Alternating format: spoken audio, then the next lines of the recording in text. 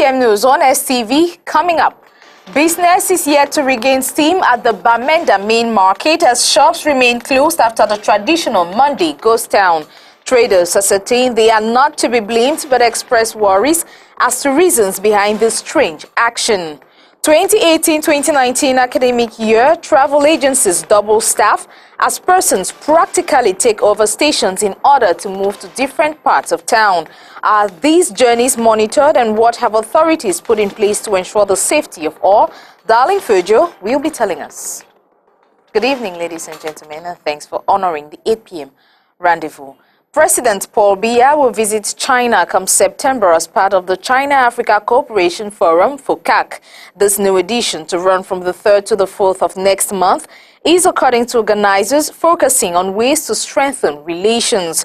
Under the theme, China and Africa building a stronger, united community through a win-win cooperation, the summit will define new approaches to boost China-African cooperation. Like we told you on our top stories, economic operators in Bamenda, that is in the northwest region of Cameroon, have not been able to carry on with their businesses today after observing ghost town yesterday, Monday. They, alongside the Bamenda main market controller, say they do not understand what is happening. Lavette Bear and Ignatius for more information. Looking at the town of Bamenda this Tuesday, one would believe it is a ghost town, but that is not the case. Inhabitants of Bamenda and economic operators in particular, after observing the traditional ghost town every Monday, showed up at their business premises this Tuesday morning, but were chased away by the forces of law and order, stations along Commercial Avenue, and main entrances to all the markets. We just came in the morning, we see people stranded, people just standing both sides of the road, and we couldn't find what is happening. Well, we just came in the morning, we see that all the junctions have been blocked by the militaries. All entrance have been blocked by the militaries, and we don't know what is the cause of the blocking. So we don't know what is really taking place in the town. Many people do not still know the reason for such an action. I alighted from the taxi and I see people running. I don't know, shops are locked, so I don't know what is happening. Still to ask to know what is happening because shops are still locked. Everywhere has been locked, and there is an order that no one should pass around the market again. We don't know what is happening. This action took both the traders and even the market master of the Bamenda main market unaware. Through a telephone conversation, the market master said he is yet to know the reason for such an action, but further asked these economic operators to go back home safely, for he would investigate the matter. This action has caused tension and panic in the town this Tuesday, following the deployment of more armed military officers. Military officers cannot be deployed in the town for no reason. Of recent, the northwest region has not been a comfort zone, following gunshots late in the night and attacks recorded especially in the divisions. Members of the National Anti-Corruption Commission, CONAC, have carried out a sensitization campaign to call on everyone to stand up against corruption, especially in the public sector. This sensitization action took place in Yaoundé today. Take a listen. It is the high level. It is a high level because we began by teaching, educating, talking, inviting people so as to be really engaged for the fight. And today, as we said, according to AU, this year is the year of the fight against corruption, and Africa must be really engaged through different countries for the fight against corruption. That's why we decided that this method is the best one so as to make people more advised and to see that where they go in the public service, they have not to pay anything which is not legal. So we think, we continue to believe that civil servants and public user must be really in accord with what they have to pay and what they have not to pay. Statistics revealed by government spokesman Issa Chiroma Bakari states that 60% of Cameroonian youths are drug consumers. These drugs, such as cocaine, tramadol and others, have high negative effect on the health and attitude of its consumers, as Darling Fujo tells us. Death, suicide, brain damage, mental disorder, memory loss, anxiety and depression, gastrointestinal diseases, stroke and HIV infections are some of the dangers related to drug consumption and overdependency on drugs. Alcohol consumption and drug abuse has become rampant among youths. In Cameroon, more than 12,000 youths below 15 years are involved with drugs. 60% of youths between 20 to 25 are regular consumers of cocaine, tramadol, tobacco, cannabis and some traditional made drugs. Statistics revealed by government spokesman Issa Chiroma Bakari. 10% en sont des usagers réguliers, dont 60% de jeunes âgés de 20 à 25 ans.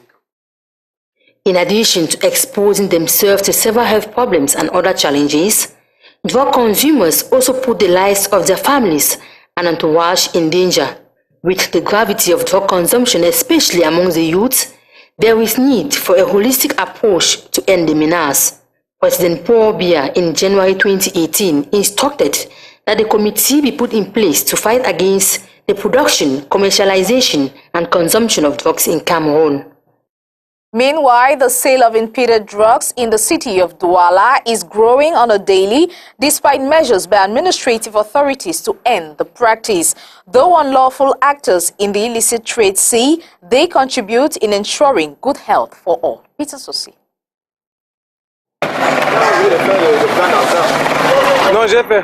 The ban on the sale of roadside drugs by government seems to have fallen on deaf ears as the sale of contraband medications continues to grow in leaps and bounds across the country. In the economic capital Douala, street vendors and self-proclaimed pharmacists openly stack these drugs on wooden tables. We are at Nkomswa Mashi Plantain neighborhood in the Douala 2 municipality, a major hotspot where drugs are sold indiscriminately. Dealers here get them from various sources. De l'Europe. On a des frères en Europe qui travaillent dans les hôpitaux. This vendor says he gets his drugs from his brothers out of the country since they don't have official authorization to import legally like pharmacists. L'agrément pour acheter pour nous ravitailler comme les pharmaciens. Most roadside drug sellers lack medical knowledge on how their products work and how they are stored.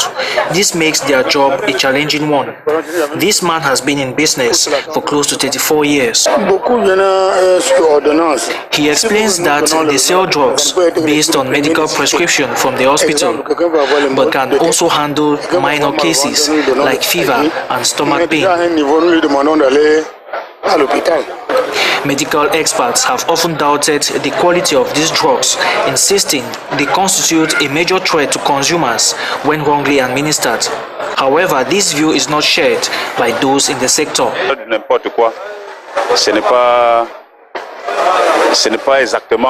This vendor refutes claims that their drugs are of bad quality because their human consciences will not permit them to put patients at risk. Et pourtant, c'est ce que nous donnons à nos enfants et notre famille.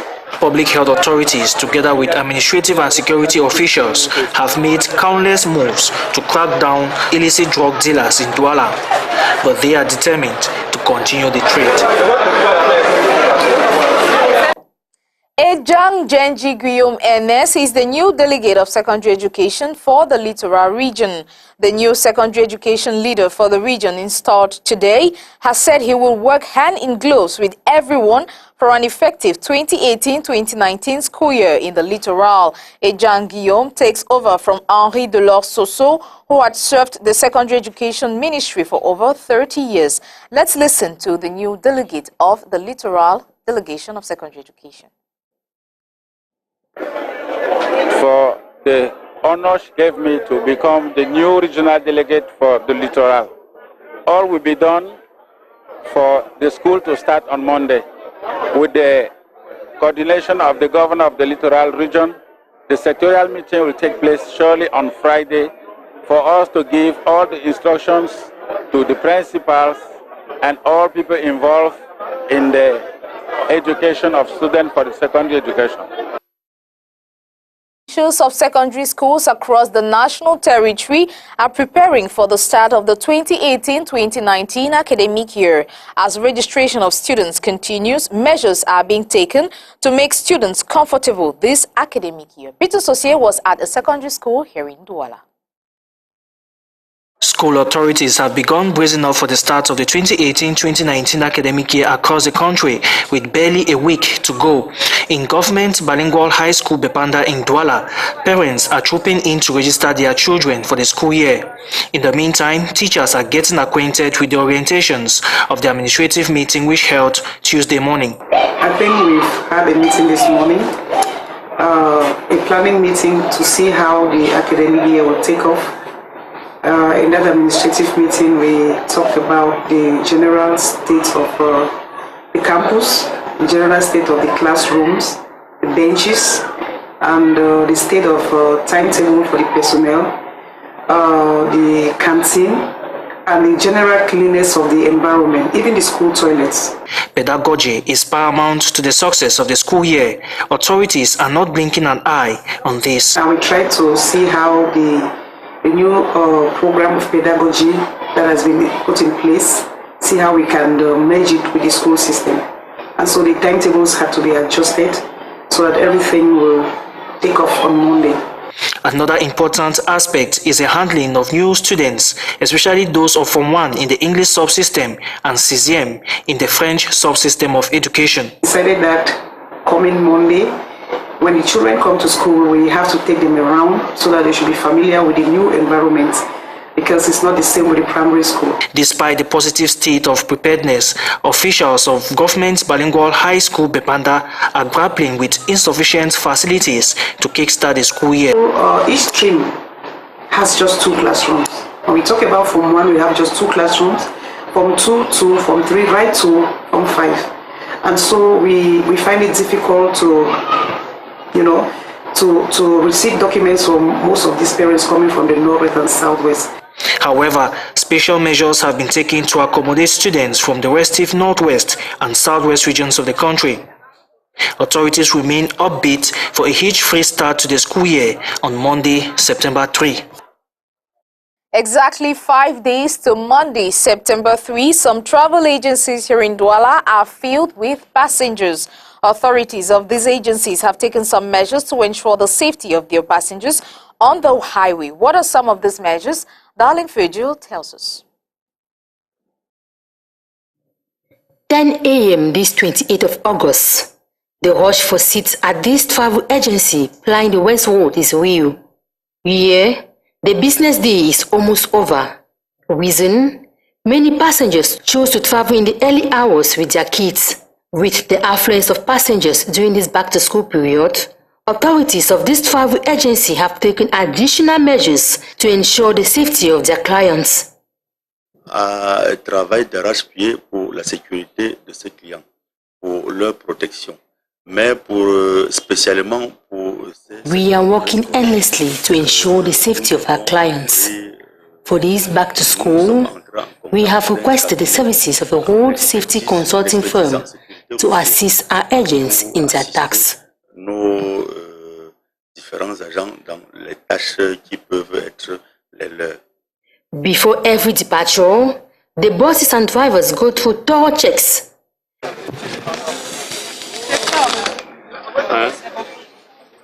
You see, when you touch it, you feel some heat. The heat that shows the alcohol that is in me, but it's not so high because the grains here has not changed. If the color went to green, it will show that I have a high level of alcohol, and that if I'm a driver at this time, I don't need to drive. Pre-security checks carried out by trained road safety agents. Pre-inspection checks on the buses before they come in for loading to ensure that the headlights are working, ensure that the tires are okay, to ensure that the driver is not under the state of alcohol. Same scenario at Douche in the Douala 1 municipality. Here, passengers heading to Yaoundé are crowded to purchase a ticket and secure their seats.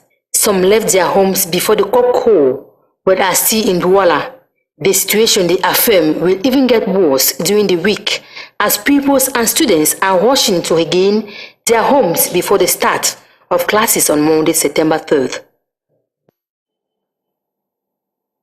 Let's get news out of Cameroon with VOA.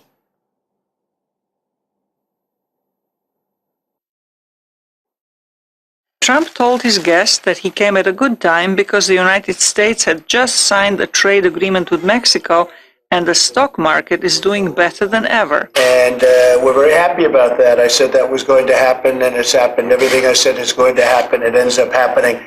So you picked a good day to come. We're in a very good mood. Kenyatta expressed hope some of that success can be transferred to his country. While it provoked some laughter, his remark was serious. A day before the White House meeting, Kenyatta told VOA the main purpose of his visit is to increase economic cooperation with the United States. We want to see how we can improve our trade links.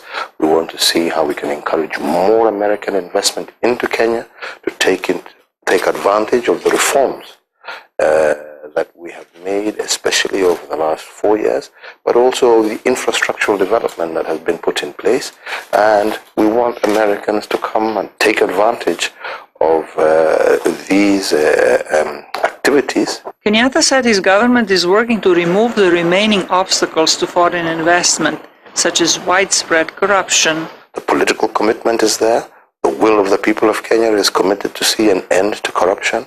And I believe that this time we shall succeed in our endeavors. The terrorist threat from Somalia is another deterrent to foreign investment. Parts of Kenya have been targeted by the Somalia-based group Al-Shabaab until Nairobi sent troops across the border in 2011. Kenyatta said the cost of keeping troops in Somalia is a burden on the economy, but that withdrawing them before the time is right would be detrimental. The withdrawal date is based on us being able to defeat Al-Shabaab, on the Somali people being able to establish strong, solid security structures, a national army, and good administrative structures that will then ensure that they are capable of handling their own affairs. I think that should be the focus as opposed to when people will withdraw, because we can't say we are going to withdraw and leave a vacuum. Kenya is working on two major infrastructure projects, a highway with the US company and a railway built by China, but they're exacerbating the country's growing national debt. Zlatica Hoke, VOA News, Washington. That does it for today's 8 p.m. newscast on STV. Thank you so much for watching. Join you tomorrow, same time, same TV station, if God pleases. Bye-bye.